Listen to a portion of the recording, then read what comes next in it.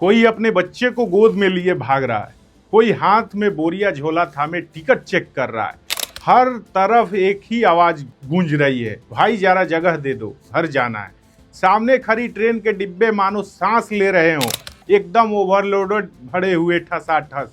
कोई खिड़की से झांक रहा है तो कोई दरवाजे से लटक रहा है। ये वो दृश्य है जो हर साल दोहराए जाते हैं दिवाली, छठ या होली के नाम पर, लेकिन कहानी वही रहती है। बिहार लौटने वालों की जद्दोजहद, रेलवे की पटरियों पर चलती यह भीड़ सिर्फ यात्रियों का जमावड़ा नहीं है, यह उस व्यवस्था का आईना है जो 12,000 स्पेशल ट्रेन का वादा तो करती है, लेकिन लोगों को टिकट नहीं, धक्का मिलता है। यह दृश्य सिर्फ स्टेशन का नहीं बल्कि उस सिस्टम का थकान है। हर त्योहार पर यही कहानी दोहराई जाती है।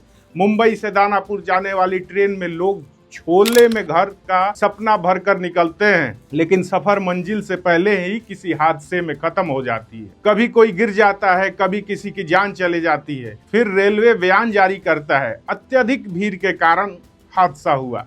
बस यही खत्म हो जाती है एक जिंदगी और जिंदगी की कहानी।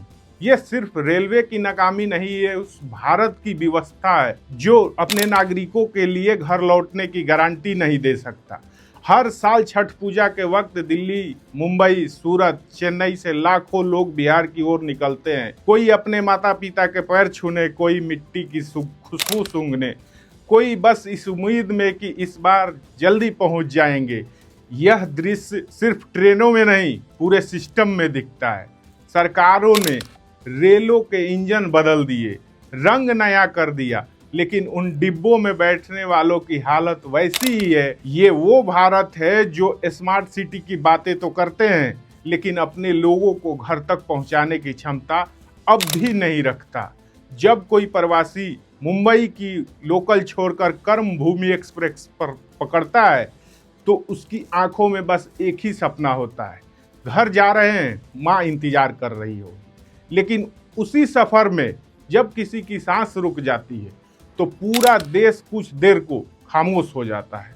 यह उस सिस्टम की कहानी है जो हर साल विकास की पटरी पर चलने का दावा तो करता है, लेकिन अपनी जनता को अब भी ट्रेन की सीढ़ी से लटकने पर मजबूर करता है।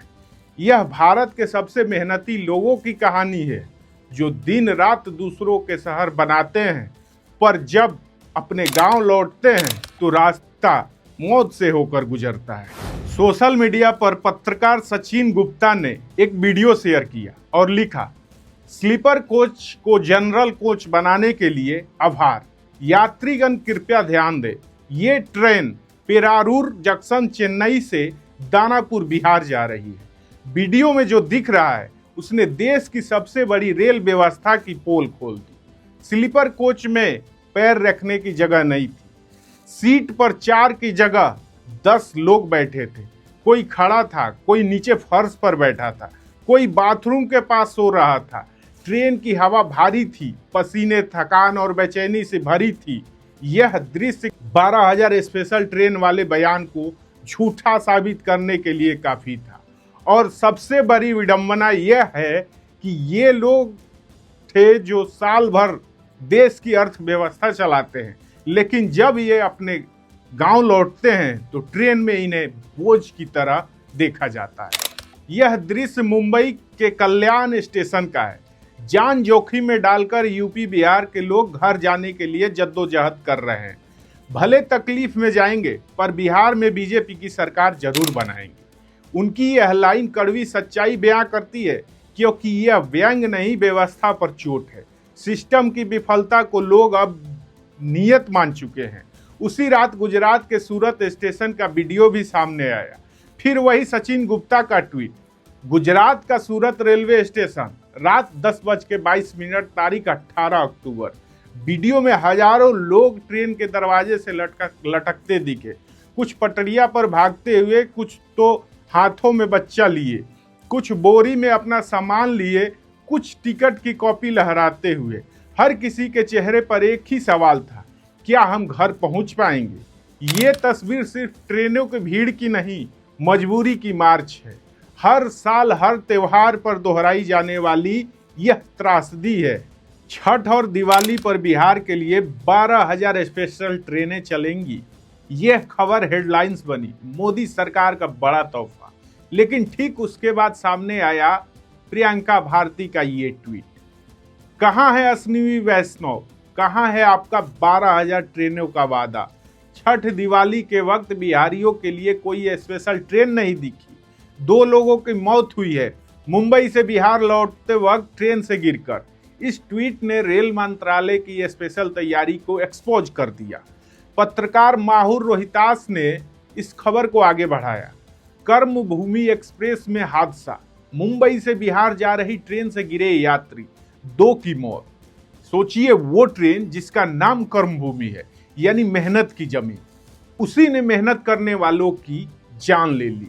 रेल मंत्रालय ने बयान नहीं दिया, माफी नहीं मांगी, बस खामोशी थी। और ये खामोशी बताती है कि सिस्टम अब संवेदना नहीं, आंकड़ों पर चलता है। वरिष्ठ पत्रकार नरेंद्र नाथ ने लिखा, लोक पर्व और भारतीय रेल का रिश्ता देखना हो तो छठ या दुर्गा पूजा में बिहार यात्रा कर लीजिए। पलायन की पीड़ा झेल रहे इन लोगों के लिए रिटर्न टिकट भी कठिन है। कल भी था, आज भी है, कल का पता नहीं। ये ट्वीट सिर्फ शब्द नहीं, व्यवस्था पर आरोप है, क्योंकि यह पलायन की कहानी सिर्फ रोजगार की नहीं, सम्मान का भी है। जो लोग मुंबई, चेन्नई, सूरत में काम करते हैं, वही लोग त्योहार के वक्त अपनी मिट्टी की खुशबू सूंघने निकलते हैं, और वही सफर उनकी जान ले लेता है। रेलवे के नियमों में लिखा है, सुरक्षित यात्रा सबका अधिकार है, लेकिन जमीन पर सुरक्षा अब एक लग्जरी बन चुकी है। स्लीपर बोगी में खड़े खड़े सफर करते ये लोग सिर्फ यात्री नहीं, उस भारत का चेहरा है जिसे आज भी सिर्फ चुनावी वादों में गिना जाता है। छठ और दिवाली के दौरान 12,000 स्पेशल ट्रेनों का संचालन किया जाएगा। टिकटों पर भारी छूट दी जाएगी। यह हेडलाइन विकसित बिहार के सैंक्शन में चमकाई गई, लेकिन सच्चाई यही रही कि IRCTC की वेबसाइट पर इन ट्रेनों का कोई नामो निशान नहीं था। कहीं कोई एक्स्ट्रा बोगी नहीं लगी, न कोई नई ट्रेन चली। वो 12,000 ट्रेनें कागज पर थी और 12,000 उम्मीदें पटरियों पर दम तोड़ रही थी। रेल मंत्री अश्विनी वैष्णव की तरफ से कोई सफाई नहीं आई, ना कोई पूछताछ, ना कोई अफसोस, बस एक ठंडी चुप्पी जो अब प्रशासन की नई भाषा बन चुकी है। हर साल छठ और दिवाली से पहले रेलवे तैयारी का दावा करता है, और हर साल वही अफरा तफरी, वही हादसे, वही टिकट की किल्लत। इस बार फर्क बस इतना था कि सोशल मीडिया ने इस सच्चाई को देश के सामने रख दिया। सचिन गुप्ता ने से लेकर प्रियंका भारती और नरेंद्र नाथ तक हर किसी की पोस्ट ने एक ही बात कही, रेल नहीं रुकी, लेकिन इंसानियत जरूर पटरी से उतर गई। रेलवे आज भी कहता है, हमने अतिरिक्त ट्रेनें चलाई, लेकिन शायद अब वक्त आ गया है पूछने का, क्या आपने लोगों को चलने लायक छोड़ा? बिहार के मजदूर जो दिल्ली, मुंबई की मशीनें चलाते हैं, आज उन्हीं मशीनों से निकलकर अपने गांव लौटते वक्त रेल की लैट्रिन के पास बैठने को मजबूर हैं। ये सिर्फ भीड़ नहीं, एक देश का बयान है, जहां विकास का शोर है पर इंसान की आवाज नहीं। यह खबर सिर्फ ट्रेनों की कहानी नहीं, यह उस भारत की कहानी है जो हर साल एक ही सवाल पूछता है, हम देश बनाते हैं, पर क्या देश हमें जीने का हक देगा? इस खबर पर आप क्या कहेंगे? हमें कमेंट में जरूर बताएं और वीडियो को शेयर करें। मिलते हैं अगले वीडियो में, तब तक के लिए नमस्कार।